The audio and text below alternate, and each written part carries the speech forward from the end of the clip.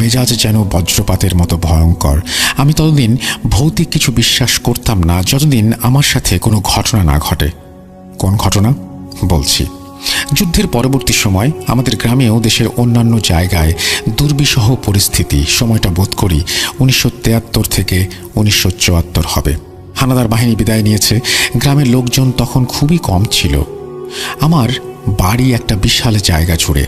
পুরনো আমলের বংশীয় সূত্রে যথেষ্ট প্রতিপত্তি আছে। পূর্ববর্তী লোকজন ভারতে বসবাস করতেন। আমার দাদা বংশীয় সূত্রে বাংলাদেশের জায়গা জমির অংশীদারি হয়ে এখানে বসবাস শুরু করেন। বাড়ি থেকে বাজার পায়ে হেঁটে প্রায় 1 ঘন্টার মতো পথ। আর বাজারে যেতে হলে প্রথমে একটি বিল, তারপর একটি কবরস্থান আর একটা শ্মশান ঘাট পার হতে হয়। গ্রামটি ছিল ঘন সবুজ চাদরে মোড়ানো।